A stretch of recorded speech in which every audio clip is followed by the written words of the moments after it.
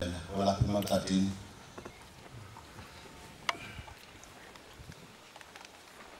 Ngithunyiwe.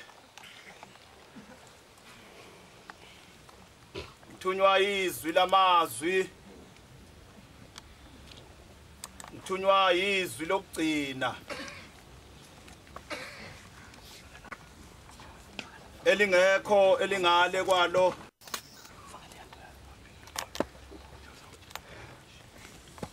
Izwi ongakwazi ukulibalekela noma unejubane.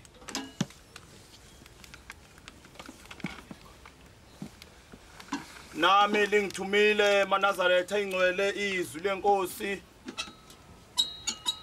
ukuba ngime phakathi komkhandlu oyingcwele wasezulwini.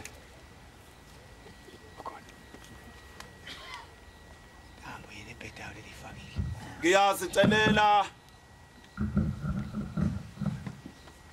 uNkulunkulu wababa mkhulu wami, uNkulunkulu wakhokho bami, uNkulunkulu othande bona, uNkulunkulu owazibona,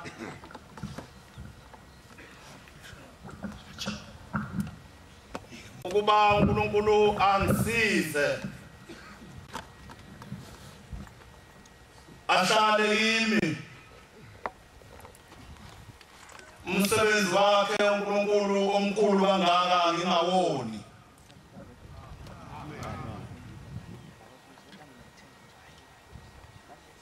Ngimuvakela uGumede isibongo ezweni laseNandla.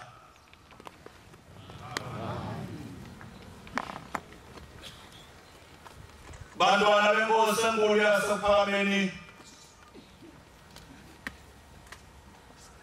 ngibongela okhokho bami ozoseleni, ngibongela omakhuza, ngibongela babamkhulu bami umphuthazo wengehli okuyena owabona lokuNazaretha kwelizayo. Ngaze nami ngayibona insika umlilo yangilanda emazweni akithi. Ngicabanga ukuthi uNkulunkulu wasePhakameni uthanda bona, akathandi mina ukuba ngime lapha, kodwa uthanda bona ngoba bona bambona. Ngiyacela-ke enkosini enkulu yasePhakameni ukuba ngingawoni umsebenzi wayo, ngoba akukuba icala kimi kodwa kuba icala kubo uma ngona umsebenzi kaNkulunkulu. Usuku lokuqala lolu enyakeni eNazaretha ingcwele ade siceda unyaka ebusuku singena enyakeni omusha. uNkulunkulu wasePhakameni wathi ngibe ngokuqala ukuma phakathi kwendawo enkulu kangaka emhlanganweni omkhulu kangaka kaJanuwari. La ngicabanga khona ukuthi uma silapha sifanele abantwana basePhakameni uba siyibongele kakhulu ukugcina ushembe enyakeni esiphuma kuwo kade singcwaba izinsizwa nentombi, ithina ebesimpheka amathuna azo sithuthulo thulile. Ukuba khona kwethu lapha asikho ukuhlakanipha kwethu, kodwa kuluthando lukaShembe. Ngibongela nani bantwana benkosi esenibophile emakhaya neza phakathi kwalomuzi wengcwele nizolungela kuya phezulu entaba inhlangano. Kwangathi uShembe kungaba njengoba lapha nje umkhethile akanimemanga.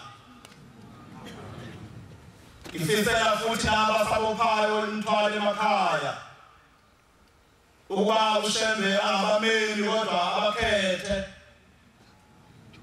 ngoba ukumenga nokukhethwa kwizinto ezimbili engefani. Abamenyiweyo nje bayiqatha umthwalo sebeyibophile. Thweka saphumeli lapha ekhaya sekunje. abameli bayibopha noma sebekhona lapha ekhaya noma babuyele emakhaya sekubaphokho baphindele emakhaya ngoba bengakhethiwe ukuba baye entabeni ingcwele yaseNhlangazi. Sengathi abantwana abahle benkosi yasePhameli njengoba silapha singaba ngabakhethiwe uShembe ukuba siye phezu kwentaba yaseNhlangazi. Indaba esiya kuyo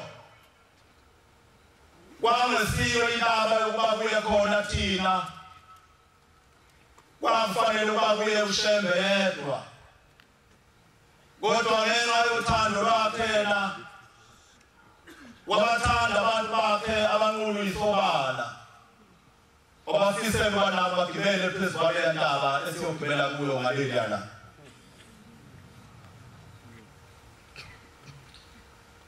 Angazi-ke emkhandlu oyingcwele ngoba ngingumntwana omncane, ngicabanga ukuthi kulezi zinsuku uma uthatha uhambo olubaluleke kangaka oluya eNhlangazi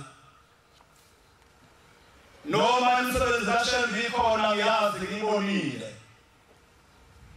eyenzile uShembe imisebenzi phambi kwami naphambi komuzi kababamkhulu, kodwa lezi zinsuku zoba sikhumbuzana ukuthi siya eNhlangazi siyokwenzani, kuhanjwa kanjani khona uma kuyiwe eNhlangazi na.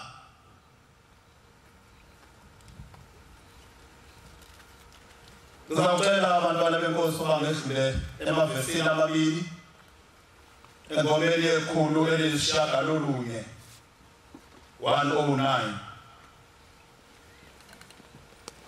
Nina lonke eliphuma ePhalamende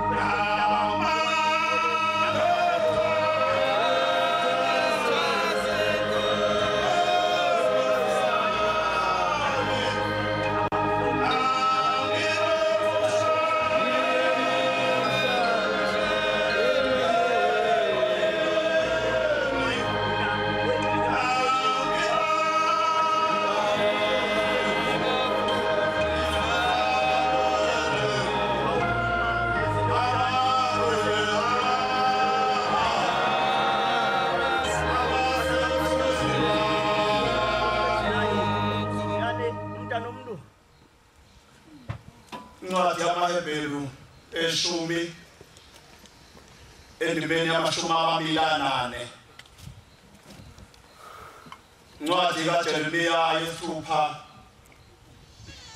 ivesi le-10 amaHebheru 10 verse 24 kuya ku-28 uyamfundela oseyitholile.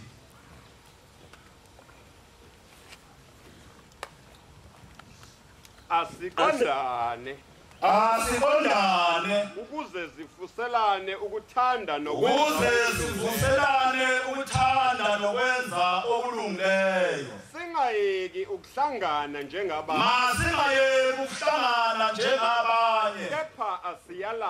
Kepha asiyalane. Lokhu nibona usuku lusondela. Njengalokhu nibona usuku lokuphuma komhlangano lusondela. Uma sona ngamabomu sesilazi iqiniso akusekho umnikelo ngibona kwethu kepha kusihlalele ukulahlwa okwesabekayo. Yebo ulaka oluvusiweyo oluza kuqeda abaphikayo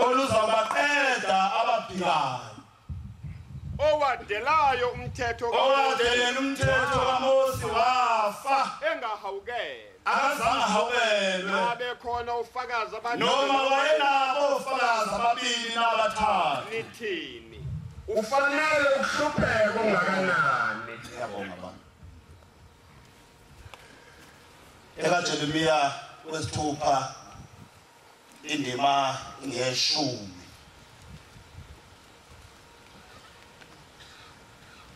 ithi kale ncwadi ekade ifundwa manjena lezi zinzuzo ukuba sisondelane sibe ndawonye silalane selulekane sikhumbuzane njengalokhu sibona usuku lusondela lokuba siye phezu kwentaba ingcwele yomhlangano le eyayingasifanele ukuba siye kuye kwakufanele uba kuye uShembe yedwa ngoba yena engcwele. Ithi kale ncwadi uma sona sisazi akho umnikelo esiyawunikela ngawo uNkulunkulu asizwele kodwa siqalele ukulahlwa okwesabekayo. Funda ba.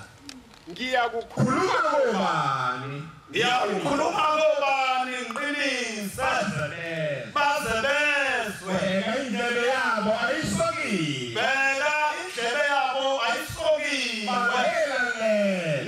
Banalele noma ngakhuluma kanjani. Bheka izwi likaJehova lijivazwa yini. Awuvele izwi likaJehova lijivazekile lijivazwa yini. Abalithandi. Ngiyabonga baba.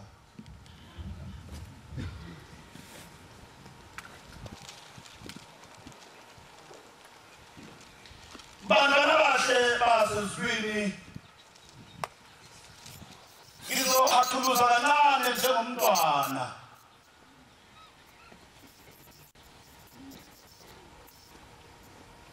Abanenhlanhla abandlebe zabo isokiwe baxoshe bazehlulekele njengoba nami ngazehlulekela nami.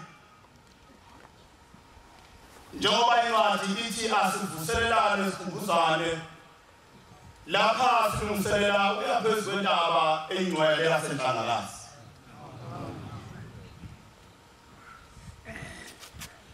Ngenye imini sisekhaya ngapha ezansi ebuhleni ngingumfana njena ngaqala uhambo olwenhlangalasi ngalo nyaka ngizohamba ngenyawo.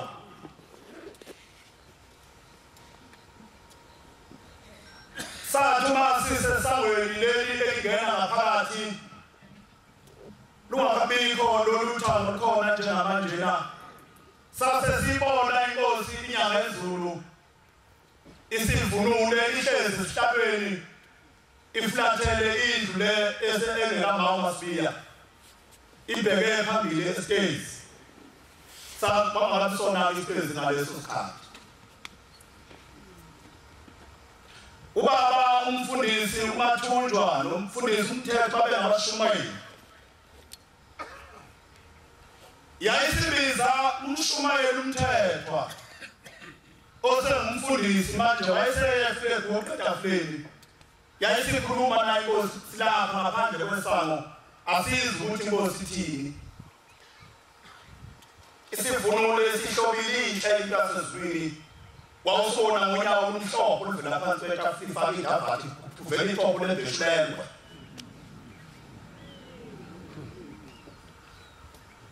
wayesegijima uMthethwa umshumayeli eza umshumayeli uMathunjwa wayesememeza uMathunjwa wathi izwi lenkosi abantu abangabhinqile bangangeni ngaphakathi kokhipha izitsha abakhosikazi angaphelele angangeni ngaphakathi kokhipha izitsha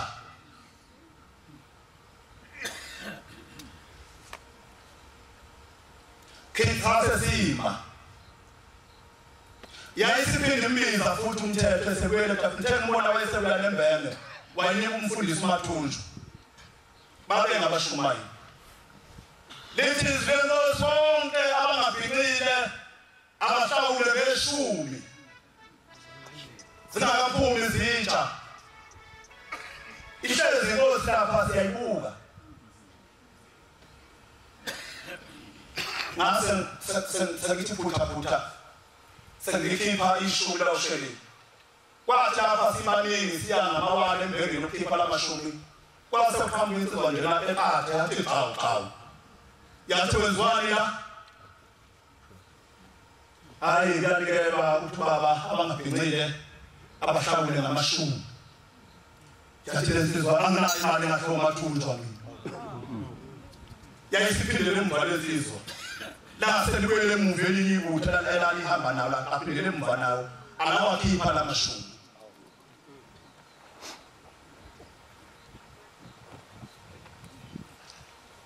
badala abantu abanenkani lapha ekhaya eNazaretha nabalandelwa nje futhi uma beyiphilisa izinto obala balalelwe into enesikhathi ijwayelekile ukwenzeka ngathi noma ngithi kulaba abalapha eduze kwami madoda nibonile inkosi liza umshumayeli uMthethwa na eza straight umshumayeli uMathunjwa uba adlulise lelizwi lemali ngibotshwa uMathunjwa baba methemba lo wayisho njalo azange bawahlawulela umashumi ngikona ukuthi abantwana benkosi enkulu yasephakeni kudala lapha ekhaya kuledelela izwi lenkosi akukhona wanamhlanje kudala futhi uledelela izwi ubhekele umuntu othunyweyo ungafanelanga izwi alithunywe ukuthi lingetabani kwenyanye lothunyiwe uNkulunkulu umthume ngabomu ngoba efuna wena ukungakwenzi lokho akushoyo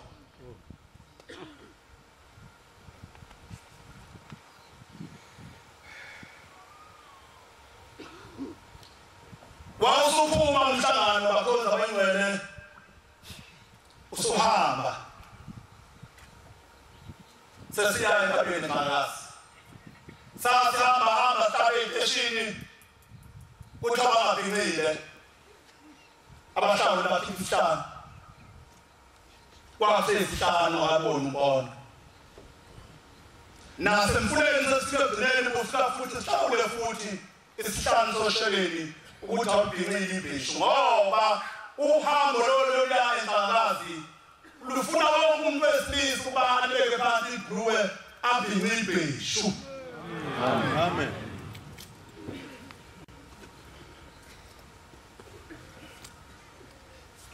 lolu hambo lufuna wonke umuntu wesilisa ukuba azimisele ngoba laphana emva kwezitsha kakhulukazi beselulekwa ukuthi awufanele uhambe emva kwezitsha ungabhinqile awufanele uhambe emva kwezitsha ungaphelele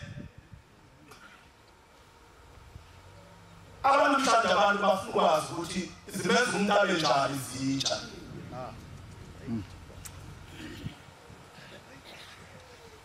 Simenza benjani umuntu izitsha.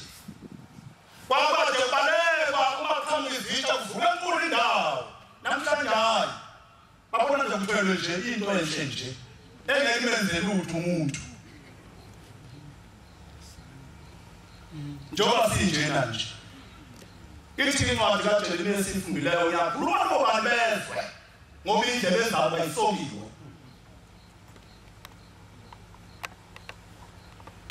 Ngomunye unyaka wabe wasibiza ubaba umfundisi uMadlala. Ngingumshumayeli, ngangumshumayeli omncane kakhulu bonke abashumayeli lapha ekhaya. Kuzophuma inhlangano wabiza abashumayeli. Ufuna abashumayeli abazothwala izitsha. Wathi abashumayeli ngiyaleluleka ukuthi ngakuthanda ukuthwala izitsha, oyithwala ngoba ufanele ukuyithwala. Wathi uMadlala umfundisi uma wabahlanganisa 40 eminyaka awufanele ukuthwala izitsha. Wathi ngokuzolimana. Uma uzazi ukuthi awuphelele ungakoyithwala izitsha.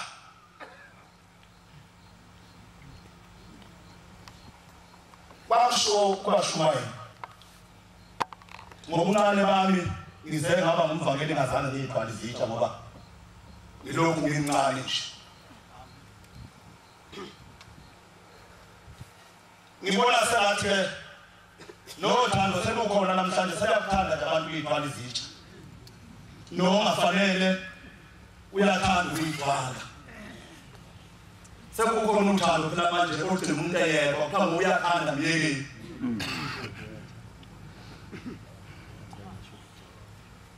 Myekeni mayithanda. Noma iswele ezweni akube soliwele elekano kuthiwe sethwele.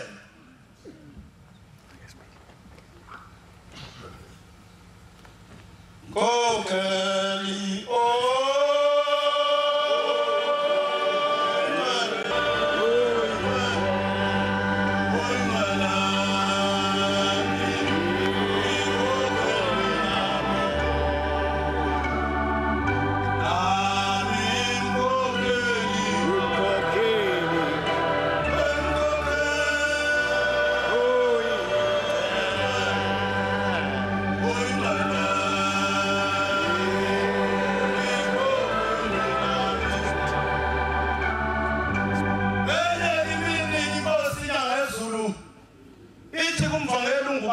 Usheleni ubeqopha lapha eDaltoni ithi ngubane ufuna namhlanje ubasikele amabheshu amaplastiki ngoba ngifuna yedwa umuntu ozohamba enhlaka zamabhimeli ibheshu basikele amaplastiki uthi umvakeli ungubane baba sekukhona ikhumba senyamazana impala Ishibile baba bethu bayishibisile wathi basikele zona ke angabikho zohamba entabeni enhlaka zamabhimeli ibheshu sasikhona njalo kodwa futhi yithe singabhinqili khona lapha phambili beletshe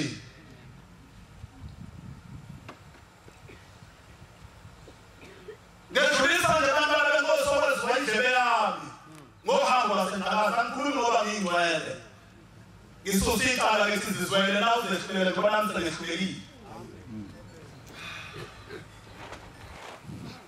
kusile nje kusasa sizobe sihlushwa ngabantwana sihlushwa zingane ezifaka amatrikota nezifaka amathayithi zihamba nabashumayeli uyabathawa nkosana mhlawumbe sothi ngapha ngemuva ithi ngana ngize kuwenze kushena sekukhona igama elinjalo manje abantu abaningalo lapha ekhaya abatshela umthetho bathi yena umvangeli ngize kushena bamzile kuwo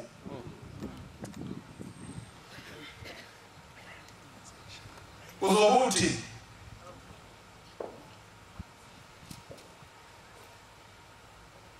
lama trikota azobe egqokiwe kusasa kuhle ulugqoke wazi ukuthi alifanele ukulugqoka njengoba kuyiwa lapha phezu kwendaba emhlangano uzohamba nomhlangano hamba lezitsha ufanele ukubhinqa amen uvele ku-amen ngeke ufudumane ngoba le ndaba engikhuluma ngayo izima kakhulu. Nabanye abantwana lapha sebesehlule angazi noma bakhona yini bayezwa yini ukuthi uyamamba athi ngizalwa umshumayeli athi ngizalwa ngumvangeli mina nomfundisi baba wami othi angihambe la ishingani phakathi bashumayele emva kwezitsha ithi baba uqontshiwe okusho ukuthi nayo ingcwele awuzukusho lutho ithi baba ongibekela wathi angihambe la iphakathi kwabashumayeli ingane ngiyakhuluma nobantu bezwe ngoba indlela zabo ayisokiwe tshele bisho la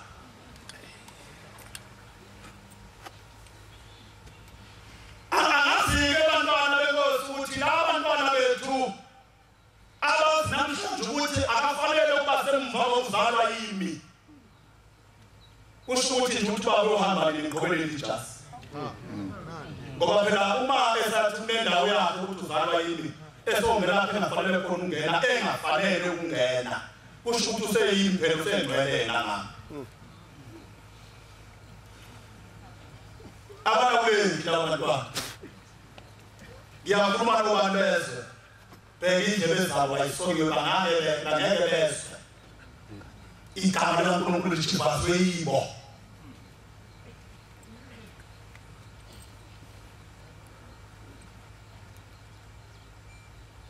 ngiyazana labantwana benkosi ngathi nani bobaba bashumayeli ungefune ukudonswa ungefune nokusezwa zibone wena ukuthi kufanele ukube seyitsheni na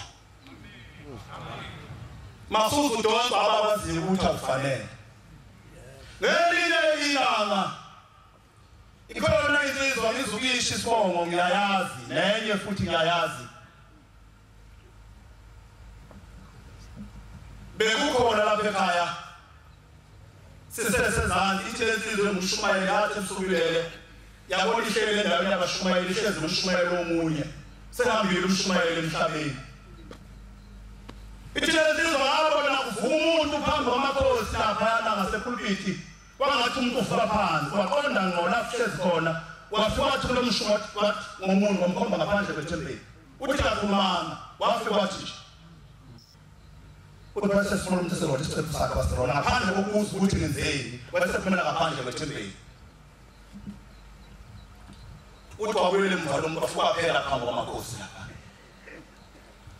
uthi ngiyamazi lo mshumayeli ngase ngisukuma ngiyabuye lapha ngaphandle ngafika wathi umshumayeli kwenze njani phumelane esontweni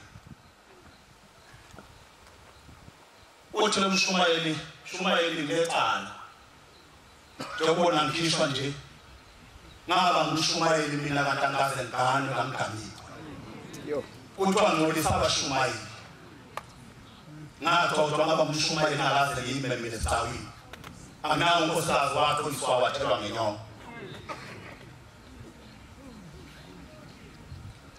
uthi lo mshumayeli hawu ungangiyabazi wena ukhaniwe namakhosikazi amabili abafakile 14 na uthi le mshumayeli bafaka impela ngoba kwakujaba kwagcotshwa mina benziwa ngey'mbuzi akaze ngime mina esitawini ngisile udwendwe noma ngikhoyise njengoba ngikhishwa njeke uthi kuthiwa sengibangcolise bonke abashumayeli angiphume phakathi kwabo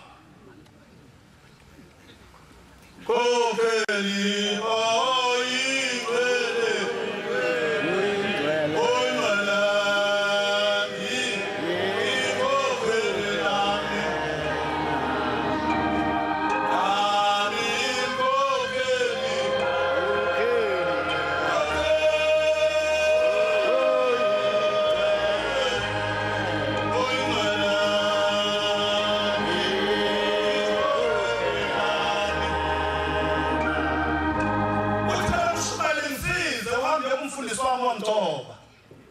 ahambe angiyele lapha kumngane babuyele makubo bakhishwe bazoganiswa kuze ngithethelelwe nabashumayeli bahlambuluke ngoba ngibangcolisile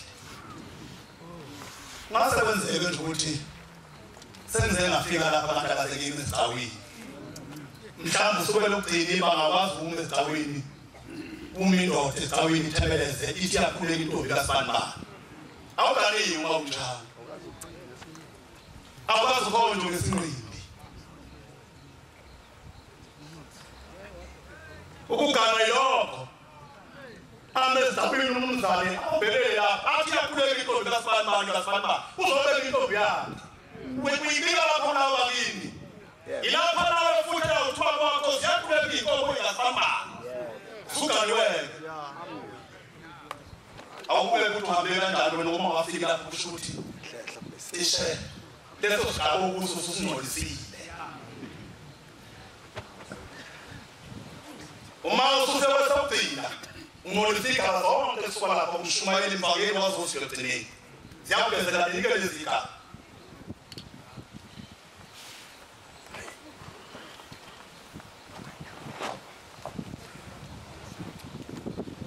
bakhona abahle Nkosini sengathi abantwana bethu abalenhlanhla abazalelwe lokukholwa sengathi banganamathele ekholweni bangabhekile izikhundla zethu thina abazali ngoba ngeke sibangenise izikhundla zethu ezulwini sonke emfanisisekisi amen ikhona insizwa kade sinayo lapha eThekwini imisebenza laphana ibikwa FNB sihambile emhlabeni yahamba lensizwe ngazakibona ngemhlambulu ngemphathi lutho yathi manje sihambile ngelilanga mawufaka iboni kuyaqhamsisa kwejazi labavangeli uyamuza lo lutho mfowethu wawusuqhamuka ufakela abavangeli ijazi kanti ungadotshiwe lutho na uthi hawu mfowethu uthi ezulwini kuyagcotshwa uthi kukhona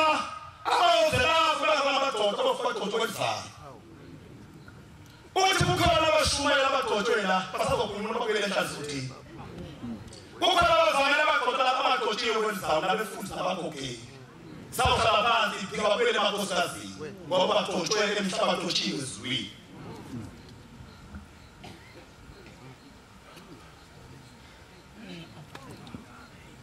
uthi kanzonke nyabaluleka ngithi bagcotshwe abanye basakhumula abanye amajazi lapho bewakhona ngoba banawo ezulwini bawagadwe khona emhlabeni kukhona ofana umfundisi ombone kule mfundisi sesibagcotshwa abuzana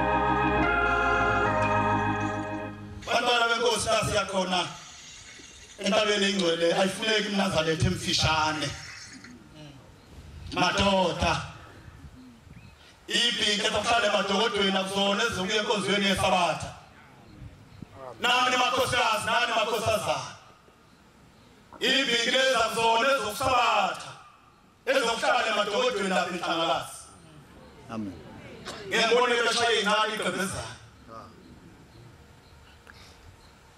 nawo phindeleyo nje ayishayeleke lapha inazala komhlanje bese ekhaphuza ke enjobo yakhe angazi noma uyabona ukuthi kuhle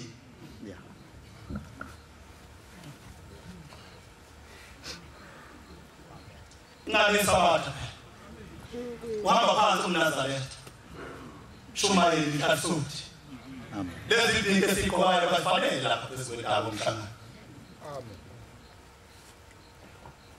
bangala bahle basezulwini ngiyedlula nje kulamazwi ukuthi ngikhumbuze abakhonza bayingcwele ikhona imisebenzi kaShembe ngayikhuluma mningi ngiyayazi kukhona wenza izolo ngolesine la ngaphakathi nangu babuzwane umfakazi wami fike lapha ekhaya lesine babe sike ngayizona ufana intombazane apha ngakithi amajona ubisho iyakhala ithi mfakeli itawu ngicela ningikhulekise yayingazi ukuthi ngase ngikwazi ukuza baba cela ningikhulekise mfakeli isikhathi kanadadewethu eGoli uma kiwa kwabakhalaza bathi ngani thatha umuntu wesifazane uyigcine ndawo uthile uma ke lashona lo shoni ngeke uyikhiphe ihambe ngane yonquni ngathi usho kahle ngebuhleni ngiyawuthi ngangena ngaphakathi ngithi nginikeze igama lengane ufakazi nami babuzwana ngangihamba naye njengoba singena ngaphakathi ngase ngifonela ngathi Bishop imali ingane lahlekeyo nawo waseyisho ngase ngifike ngiyalapha embeni yakhala lo Bishop yasingena ingane ngaphakathi yabuya baba ukuthi inkosi kusise uNkulunkulu kaShem uzoyibuyisa ingane amen wathi ngonayi lebusuku lo besile sifuna ekhaya wesefona uBishop ekhaya wathi awumvakeli amazi uShem ukuthi ubani wathi kanti ithola ke amen ulesilo oludlule ngikhuluma indaba ekude khuluma ngolesilo oludlule Ithengathele liyesifundileyo ngiyakhuluma nabani obani bezwe ngoba indlela zabo ayisokiwe siyahamba manje siyaphezulu nabo umhlangano angazi lo manje asuthi nawe nkosikazi nawe nkosazana umlilo wakho sefunga unikele injobu yentabeni kangazi na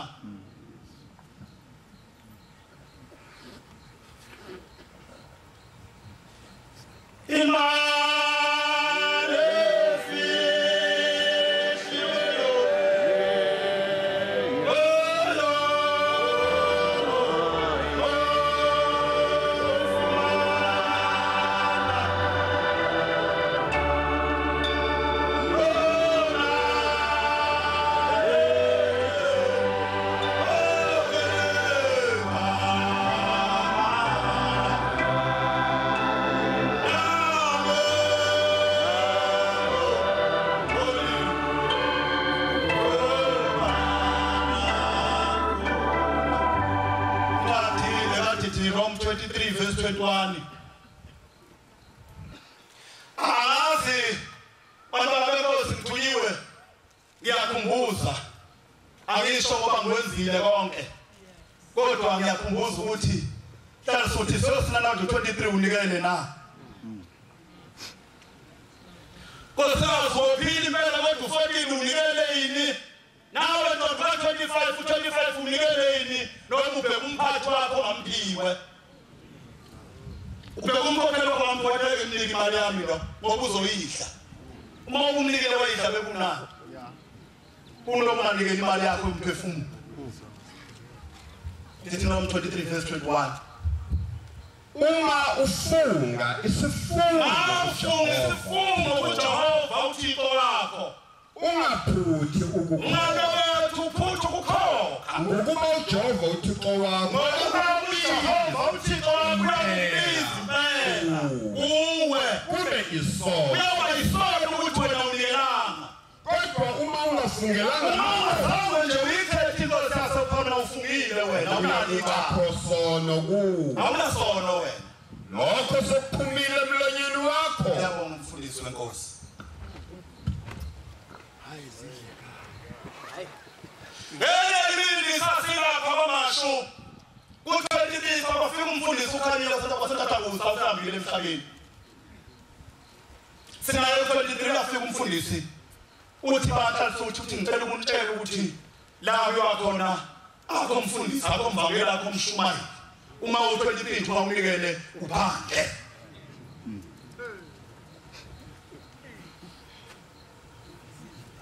uthi umfundisi ukhanyile eguleni bami ngibone sengihamba wakhala luhlaza uthi ngigqoke ijazi lami lokufundisa lihlaza uthi ngikaza ngibone indlu enkulu eyayilapha ukuthi ngiphelele kuyo uthi ngathuma ngifika ngokusondela kule ngibasa abantu ababili abakha umnyango waleli uthi kanti kumila nganenyanga ngapha emnyango uthi ngaqonda khona uthi ngathi ngithi nje lathi ilanga iphula 23 mfundisi yathi nyanga ezulu ithikithi lokubhabhadisa uthi ngathi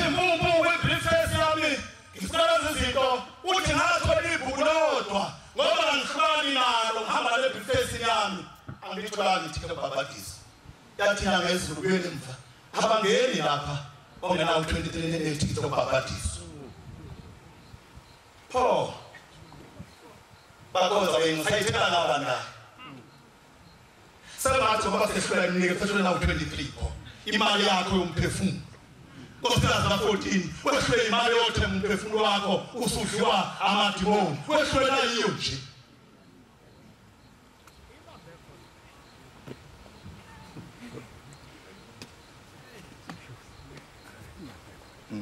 Oh inkosi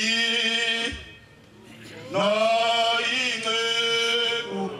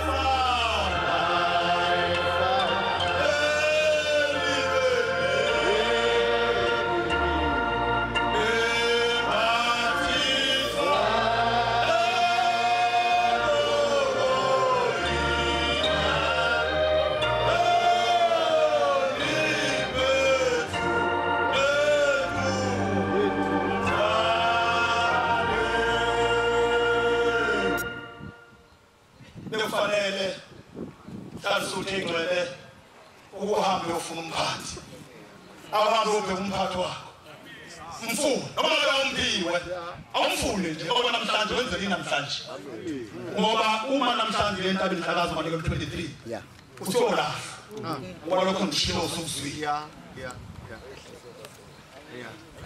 ngeke umfundisi mina umfundisi ubebamba ijazi lakhe ahambe ngamadola ayemphatha unikwe 23 umfundisi wamagwazi ubengasibheki isihlala hleli kuso athi umphetho uwe athi umphathi wakhe agaqa uyafika nikele kumphathi wakhe amen athi namhlanje wewe nomkhulu 23 ngoba wayazi lokhu ukuthi omkhulu nomncane bayifani libe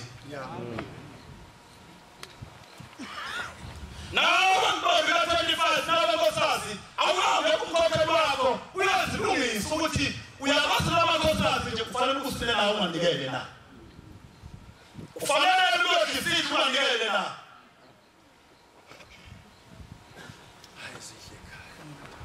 hayi bantwana bahle basufike bengikhumbuza nje ukuthi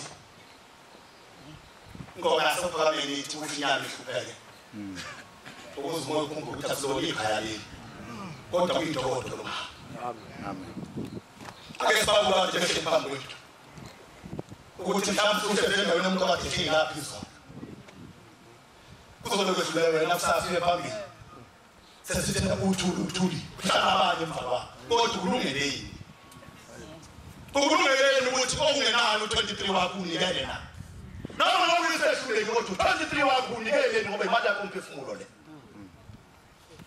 usuna shwele konke kumathi no 23 nje u500 ngenyanga udlo 150 ngosuku kwehlule u500 ngenyanga ngoba indlela ekhaya ihlule ngozini ikhuni bengithe bantwana benkosi enkulu yasophakameni sonke sengathi ngebekho kodwa lokho akungifanele mina ngoba ngingaka masebeyangapha kwesesefuni incwadi lafundiwe ithi uma bafuna wena wathi uyayikhetha inkosi yasophakameni ithi uma ungazange ukukhokhe ithi uneqala lokulahla onenhlanhla lokungayikhetha inkosi ngoba yena akazayibophezela indawo wena wayibophezela abantu ukhetha inkosi bantwana bokukhonza anciphe bantwana benkosi ngiphinde ngicele abantwana bakaShembe bonke asebefikile nabezaba ukuthi uShembe bakasimele siye phezulu kwentaba omhlangano amen Nkosi yasophakameni ayithithi babitha zakho sibe sinabelo sinyawo Amen. Asiphansi Nkosi silethe indongeni ethile. Amen. Ukhule Nkosi yamakhosi ngaphezulu kwezinto zonke. Bakhonza abayingcwele. Ngalawo mazwi ngiyabonga amazwi ngapha esihlalweni. Ngibuyisela umsebenzi kaNkulunkulu esihlalweni sasezulwini. Inkosi usise izwi layo. Amen. Ingoma esizovala ngayo izoba ngeyamashumi amathathu angenalutho. Uyawuthi emva kwayo obaba ufundise lenkosi benze umsebenzi kaNkulunkulu. Inkosi usise ukuphakama kwenhlangano. Yanema